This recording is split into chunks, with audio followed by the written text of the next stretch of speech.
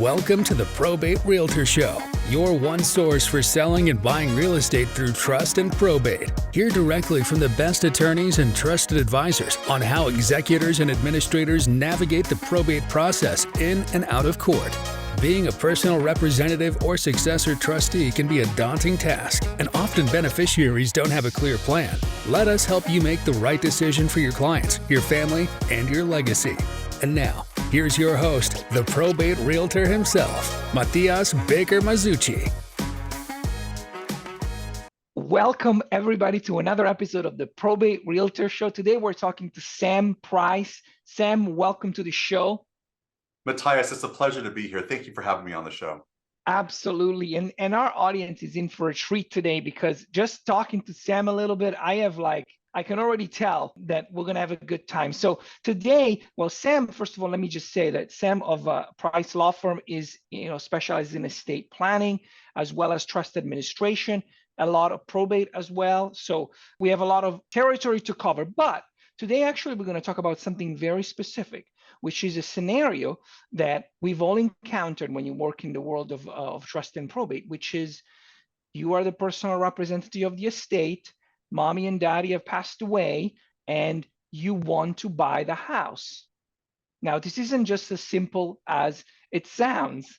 So, Sam, can you tell us, when you encounter this, when a personal representative comes to you and says, look, I've decided, my siblings, whatever, I don't know about them, but I'm going to buy the house.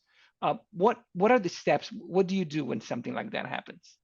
Yeah, sure, Matias. I mean, this is a common issue that comes up.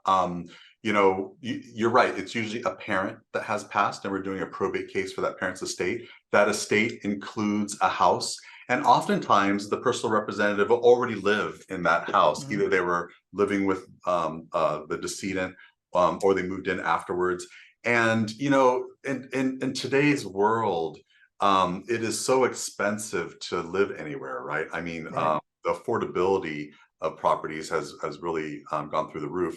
And the issue is they may not have the funds or the money to move somewhere. They want to keep that house, but there's a probate case going, and all the different heirs to the estate deserve their inheritance, right? Because no one wants one half of a house that they don't live in. They want money, right? So, but someone wants to keep it. So sometimes it's that the personal representative of the estate that wants to keep that house. And there's some options there for them to do that. Now, many people are misinformed or have about this myth that if I am an heir to half of the estate, that I already own half, but they don't. They don't own that half until the case is administered through a probate action. And so they can't use that half as a down payment. They can't just buy the other half. What they need to do is, if it's a purchase, they need to buy 100% of the house. So that is a big thing that I need to explain to my personal representatives, administrators, executors of an estate. They need to buy 100% of the house, and after the probate case, they can receive the cash proceeds from that sale, that half of that proceeds. Now, in my example, I'm talking about a brother and a sister. The brother is the administrator. He wants to buy the house. Now, whenever there's two people in the world that if they buy the house of the estate, that the personal representative must seek approval from the court. A judge has to order that the sale can go through. It's the first person is the personal representative of the estate. The second person is the attorney for the personal representative of the estate. Now, look, I am never going to buy a house of an estate. I know not to touch that legal pit trap. That's full of ethical issues and legal issues. I'm not going to do that. So, and I don't know of any attorney that really would. So really, we're talking about the personal representative. So when that personal representative of an estate wants to buy 100% of the house of the estate, that must be approved by the court. And there's two ways to do it. One is a common way that a lot of attorneys and realtors like yourself that are knowledgeable in probate are going to know about. That is seeking court confirmation of sale. That's a process where we file a petition with the court. We publish in the newspaper. We have a purchase agreement that we're asking the court to agree to. So we would already have a purchase agreement. Usually every time the house is sold, I am begging my clients to please go through a realtor on the sale. Right. Many people just think that, well, this is just paperwork. I just get a purchase agreement and go through an escrow. No, you don't know how to close an escrow. You don't know if the buyer qualifies for financing. You don't know how to do disclosures. You need to have a professional on your side that knows what they're doing. So using a realtor protects the estate and protects the personal representative. And it's super important to go through, even if it's the personal representative of the estate who's buying the house. So the idea here is that when we file this court confirmation of sale, the court sets a hearing date. We send out notice to everyone entitled to notice. But at that court hearing, there's an auction at the court. The judge is the auctioneer. Right. And they don't talk fast like you see on TV at these auction places. What they do is they talk slow enough that the court reporter can hear what they're saying, right? But they're still having an auction, and anybody in the world can come to that auction and bid on that house. That's a nightmare scenario for a personal representative, right? You want to buy your parents' house. It's your family home. Maybe you grew up in that house, and you, for sentimental reasons and other reasons, you want to live in that house. And so you want to buy it, and you just don't want any old investor coming in there wanting to snatch up this house. Now, also, there's some requirements. Many counties require, number one, that this court confirmation of sale require that the buyer pay at least 10% down as the purchase price. That's a big down to come up with for many people. Yeah. The second issue is that the house must be sold at a value that is within 10% of the appraised value, as appraised by the court-appointed probate referee. Right. This 90% value has to be for an appraisal within the past year. So if the decedent passed over a year ago, we can't use the date of death value that the probate referee normally uses. We have to get a reappraisal for sale. That reappraisal for sale is a current appraisal that's more recent, so that we can make sure that the purchase price is within 90% of that sale. Those are all parameters and restrictions upon the court getting confirmation of a sale to the personal representative. Hopefully, if no one bids on the house, then that personal representative can buy it, and the court can approve that purchase. So that's method number one of how a personal representative can buy a house. The second way that a personal representative can buy a house is they buy 100% of the house, but all the heirs to the estate consent. Right. If we have a client with full authority under the Independent Administration of Estates Act, we send out a notice of proposed action. We give them a copy of the purchase agreement, and we ask them to please consent to the personal representative buying the house. Now, if it's fair market value, if it's a reasonable purchase, why not have everyone agree to this? This should be a reasonable request. They just sign the consent on this notice of proposed action, and now that everyone's consented, we still have to ask the court to order that the personal representative can buy the house, but now it's a different petition. It's a petition not to confirm the sale where there's an auction in the courthouse, but rather there's still a court hearing, but there's no auction. And we're asking the court to approve the sale because all the heirs to the estate have consented to the purchase. And so that the probate code does allow for no auction, and that's a better scenario for our personal representatives because now there's no competition so long as everyone consents to that purchase. So there's not the same restrictions on the 10% down or 90% of the reappraisal for sale value because everyone's consented. That makes total sense. Now, the first scenario that we talked about obviously works very well when the personal representative has full authority. Now, we know that a lot of some scenarios happens where they have limited authority, in which case, I believe court confirmation is inevitable. Yes. However, just like you said, you can still, as a personal representative, purchase the property. Now, let me ask you another question. By the way, whatever you said about using a realtor, not just to say, and you know, I always that there is an old adage about attorneys that say, you know, when you are your own attorney in court, you have a fool for a client, you know, something like that. You know, you can represent when you try to represent yourself. When I transact in real estate as a buyer or a seller, I use an agent that is not me, and I do real estate all the time. And I sell all the time. So I'm just telling people that, you know, whether you're trying to file your own probate or trying to sell your own property, you may not know what you're getting yourself into. So very good advice, Sam, that you shared with our audience. What I wanted to ask you is, Do you mind if I say something about that? I'm sorry to absolutely, interrupt. I'm sorry to absolutely. interrupt what you're saying, No, but no, not at all. sticking on the same point, you know what? Here's what happens. I think the perception of the public for a realtor is that, you throw the house in the MLS, wait for a buyer to come by, and then you get your commission. It can never be farther from the truth. When I used to practice in real estate litigation, the number one issue that ever came up between a buyer and seller is someone buys the house and the seller didn't tell them about some type of issue with the house, right? So Right. now, look, if you're a personal representative of an estate, you may not have lived at that property. You may not know of issues of that property, but you know what a realtor is required to do when they represent the seller is that the realtor is required to do a walkthrough of the property and to disclose any latent defects, something you could see, right? Mhm. So you could walk through the house and see it. If you could see any defects in the house, you're obligated to disclose any material issues that would affect the desirability or the value of that property, whether or not you'd buy it or how much you'd pay for it. Now, Yeah. that is backup that you can't get anywhere else unless you have a Yes. realtor. And so there is a lot of value in having a realtor and just making sure that escrow will close. Look, I have these buyers say, oh, the guy down the street wants to buy the house. I'm like, well, does the guy qualify for financing? And even where are you going to get a purchase agreement? Where are you going to do how are you going to get the disclosures? How are you going to make sure the escrow closes? There isn't a substitute for having a professional on your side, making sure that there's no liability to the estate or to the personal representative.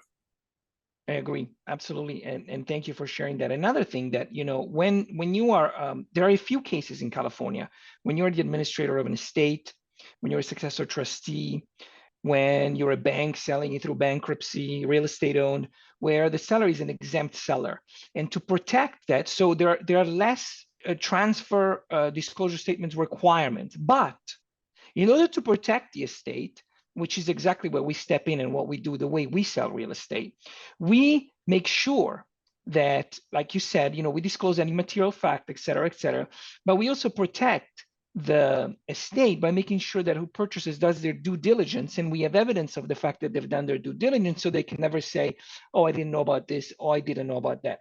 So what we want to do, the process, the way it works is, for us, is we always tell, you're not an expert, there's personal representative. Somebody just the other day told me, the AC in my mom's house that we're selling is old.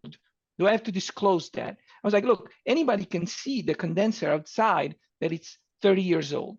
You're not an AC expert. And if it blows cold air or it doesn't blow cold air, if you've seen, like we have to mitigate a lot of those information, because people do try to be like, there's a little spot here. Should we repaint this wall? I'm like, well, okay, so let's think about it. If we are covering up any mold or anything, then we shouldn't do that unless we do a remediation. We should, all of those things. So sorry, I went on a tangent, but this is, like, obviously, as you can tell, something I'm very passionate about. No, it's actually important. And you said something also that's true and important, but is nuanced. So you're right, there are exempt sellers. So there are some exemptions that exempt the personal representative of an estate, the trustee of a trust, from making certain statutory disclosures. So the transfer disclosure statement is not required, and some other things, right? Those are required by California law. However, there are also requirements that are not statutory, and those non-statutory requirements are under common law. You are not, these sellers are not exempt from common law disclosures. And so, so you could say, hey, I'm an exempt seller, I don't have to disclose anything. Oh no, man, you're aware or should have been aware of something, you still got to disclose. And so, you know what? The very best person to explain all that to a seller is a realtor. Yeah. Time and time again. True. So we talked about the scenario of a personal representative, either an administrator or an executor wanting to buy the property. Now, what happens if it's a beneficiary? So they reach out to the personal representative, they say, look, before you market this property, I'm interested in buying it. I'm interested in buying mom's house. How does it differ what are the difference in that scenario, Sam? That's a great question. I get that all the time too. So it's not the personal representative that's buying it, it's some other heir to the estate. So when that mom died, brother and sister are the two heirs. Brother is the personal representative, sister wants to buy the house. Now, Right. because she's not the personal representative and not the attorney for the personal representative, she is not Mhm. required to seek court confirmation of sale. And so that sale can go through. Again, we'd have a realtor handle the transaction, create the purchase agreement. The notice of proposed action would go out to the two heirs or anyone else entitled to notice. Heirs can consent to that purchase. So normally with the notice of proposed action with the client with full authority under the Independent Administration of Estates Act, would be able to give a notice of proposed action procedure that gives a 15-day window for anyone to object. We could shorten that 15 days to 1 day if we just go ahead and have everyone consent to that purchase. Right. So if the personal representative is serving with limited authority, now we do have to seek court confirmation of sale because that's required. But again, that should be pretty, that's going to have an auction. Right. So there isn't that option to have everyone consent in the court just to approve the sale without an auction when it's a beneficiary buying the house. Now, they're going to buy 100% of the house, just like the personal representative would have to do. But there is one other option. So like option 1 for a beneficiary is buy the house.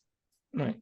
Option 2 is slightly different. It's not a purchase. And if I get too deep into the weeds, you can help me to explain this one. But there are conforming loans and non-conforming loans. A conforming loan is a loan that conforms to Fannie Mae or Freddie Mac guidelines. So Right. a mortgage can be sold on the secondary mortgage market. Mhm. A non-conforming loan is a loan that doesn't comply with those Fannie Mae, Freddie Mac requirements. Now, a loan in a probate matter is a non-conforming loan. It will not conform to Fannie Mae and Freddie Mac guidelines because it's an estate that is borrowing money. Now, that means that any lender that does this has to warehouse that loan or sell it privately. Usually they'll warehouse the loan. So there's only certain types of lenders that are going to make loans to an estate while it's in probate. So we have different lenders that will do this. So it's not like you could go to a commercial bank. Wells Right. Fargo is not going to do this. Bank of America is not going to do this. They're not going to make a loan to an estate. But there are specialized lenders that make loans to estates. And during that process, we could borrow enough money to pay off any debts that the estate has, any creditor claims. We could pay for the administrative expenses of the estate, and we could borrow enough money to pay cash to one of the beneficiaries. So if we have brother and sister, brother's the administrator, sister wants to buy the house, the administrator can get a loan, borrow money against the house to pay cash at the end of the probate case to brother, who is the administrator, and give the house to the sister. And she's going to get it with a loan, right? But she's got to refinance that loan with a permanent financing after the house is distributed her in kind at the end of the estate. So that is another option. It's not a purchase loan. This is a refinance during the probate case. Then once the sister owns it, she could refi that temporary loan during the probate case. So that's another option for house to go to sister, cash to go to brother. Very nice. That very well explained. I have a feel you know a lot about the real estate side of things, a lot more than a lot of the attorneys I talk to, like a lot of the nuances. So Sam, I can tell you, your background is you definitely have a lot of information on the real estate side. Now, things are a little bit different for every county. Like you said, in LA County, generally speaking, a 10% deposit is required in non-contingent offer is required to petition the court, et cetera, et cetera. Are things a little bit different out there where you are? Like, because I know sometimes we can request a 5% down payment, if on estates that are large, et cetera. Are things similar where you are? Well, there's similarities and there's differences. So yes, San Benito County, Riverside County are both going to require 10% down. Those are required by local rules of court. So yeah, it's the same down. There are exceptions. So you could say we have a lesser down payment, but you got to give some explanation of why. And that's where the attorney in the petition talks about, if this was a very difficult house to market, the condition of the property is such that it's acceptable to accept less of a down payment. The buyer is getting an FHA financing or a VA loan, and so they need to put down 10%. There are circumstances you can explain of why, and I've gotten cases approved with less than 10% down payment. That's the general guideline. Is it required? No, but you got to explain why you have a low down payment. So those things you could say, hey, the person's putting down 5% of the FHA loan, and that's why the down payment is less. Makes or sense. VA no down loan. That will work as well, even if it's just a very difficult house to market, and we're lucky to have the buyer that we have. So Yeah, that works too. especially that when you say like, look, Judge, interest rates are almost 8% now. We have, this is Freak out time, 8%, right? Like that's historically not that high, but yeah, okay, 8%, right? Yeah. Yeah, I know it's true. You're right. Historically not that high, but when people Oh, were buying, at 3%, 3.25%, it's like, yeah. oh, the difference is big. Okay, I'm going to take a little side tour because now I want to talk about, your practice specifically. A little side tour for our audience. Sam's website is awesome. Please check it out. Can you give us the URL so that people know where to go? It's pricelawfirm.com. Price, PRICELAWFIRM.com. Pricelawfirm.com. And I loved it. So thank you. I do see a lot of attorneys' website, and I really enjoyed visiting your website and all the information you share. Let me ask you this. Let's talk about your journey. I mean, obviously now, you're board certified, to do estate planning, etc. How did you arrive to the world of trust and probate and estate planning? Well, that's kind of a long story. Do we have time on this podcast? Are we going to lose the audience on this one? Hey, you know what? You know what? You're a very good storyteller. Let's give it a shot. I'll tell you what happened, Matias. My dad grew up in a small town, Hopkinsville, Kentucky, and he was in the Air Force during the Korean War. And when he got out of the military, he went to Vietnam as a civilian. He was not in the military, but he was a civilian. He contracted with the U.S. government. He had a construction company. So my mother grew up in Vietnam. She grew up in rice paddies outside of Saigon. Wow. And she went to school, learned English, and went to work for an American company during the war. It was my dad's company. She was his secretary. So my mom married my dad in Vietnam. My sister was born in Vietnam. My parents came to the US, and I was born in the US. And so my dad was always kind of in the construction real estate world. And at one point, my mom was taking care of an elderly couple. And this will sound familiar to some attorneys. She was their caretaker. And when they passed away, they in their will, gave her their house. Okay. So that was kind of my parents' first real estate deal. I must have been about 5 or 6 years old at that time. Oh, wow. And so when they did the house and flipped it, and then what they did is they started buying houses and flipping houses. And so my mom has been flipping houses since before there was a TV show about it. Wow. That's awesome. That's how I know about the real estate world. What happened was my dad was always very ill. He said that Agent Orange exposure made him sick. And so my dad passed at an early age. I was 12. Wow. And when he passed, my parents had owned an apartment building that was in my father's name. And my mom, before my dad passed, he was in the hospital 3 months before he passed. He was in intensive care at the VA hospital in Long Beach. And imagine he was not able to work, take care of his family, make his own decisions. He was intubated. He had tubes down his throat. And so, at that time, my parents didn't have an estate plan or something in place to think about what happens if he's incapacitated. And so my mom had a lot and struggled and had a lot of problems with that. And she also had a lot of problems after he passed away with the probate matter and all these different things. So I myself know and understand what families go through. My mom was a single mother taking care of my sister and I. And so I understand the struggles with conservatorships. I understand the struggles with probate. I understand what is needed for people to plan. And so you have a service business like I do. You know what we do all day, Matias? We help people. Absolutely. All I do all day is help people. It's no magic to what I do as an attorney, right? And so I help regular, normal people, middle-class families like my own, navigate the world of estate planning, trust administration when someone passes, and a probate matter if it's needed. And so that's kind of my journey and how I got into doing what I do now. I'm a certified specialist in estate planning, trust and probate law. I practice exclusively in estate planning, trust and probate. I don't know how to do a divorce or a DUI or a bankruptcy. I don't even know how to do that stuff, right? Yeah. So I have to send people to other attorneys for that. But when it comes to doing what I do, this is all I do. And what we try to do is we try to service our clients and help them. Sam, I can't tell you how important what you just said is. as professionals to be humble enough to stay in your lane. If you want to be good at something, you got to really focus on that thing. And that's being a jack of all trade in our professions is a very dangerous thing. You know, like those attorneys that are like, DUI, sure, no problem. Probate, yeah, I'll take care of it. Paint your house, no problem. Yeah. Take care of that. You know, it's like, it's so important to be very specific. Have a general knowledge about other things, obviously, as we do, because we come into contact with a lot of other aspects of our professions, but being specific, it's extremely important. So thank you for sharing that. And that really is to your credit that you know you have a focus with your practice, and that's important. And that probably is a testament to your success, why you're so successful at what you do. Before I let you go, I like to end my show with a personal information about the person that I interview. I have a list of 30 random questions. I would love for you to pick a number. I'm not going to ask you them all to you. Oh, okay. All right. Yeah, don't worry about it. I want you to pick a number. So you are responsible for the question that I ask you. So pick a random number between 1 and 30. 8. Number 8. All Lucky right. number 8. I love it. This is a good one. What profession other than your own would you like to attempt?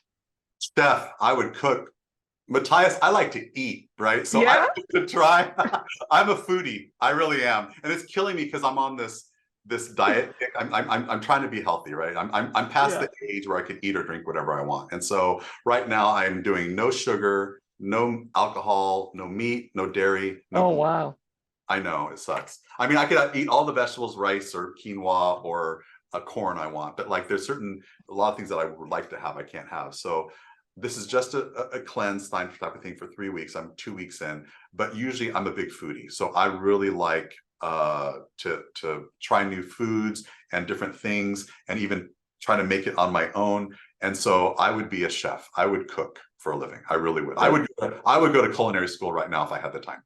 That is wonderful. I love that. Sam, it's been such a pleasure to have you on the show. Honestly, like you are, your personality is great. So I love it. Hopefully I will have you back. We'll have so many topics. We only scratch the surface. So in the future, maybe I'll disturb you again and ask you to be on the show again. Would love to. So thank you so much. Just before I let you go, one last thing. What is the best, when somebody's looking for an attorney that practices in your profession, what is the best way to get a hold of you? So the very best way to get a hold of me is to email sam@pricelawfirm.com, sam@pricelawfirm.com. Phone number is 909-328-7000, 909-328-7000. Thank you so much. It's been great to have you. Thank you, everybody, for joining, and we will see you on the next episode. Bye. Thank you for listening to the Probate Realtor Show. Find more episodes and interact with us at probaterealtor.la. That's probaterealtor.la. Listen, ask questions, and get results. Don't forget to like and subscribe. The Probate Realtor Matias Baker Masucci is a licensed real estate broker in California, DRE number 020544763. Any legal information provided is for informational purposes only and not for the purpose of providing legal advice. Contact an attorney to obtain advice with respect to any particular legal issue or problem. We make no guarantees as to the accuracy of any information. Thank you again for listening, and we'll see you in the next episode.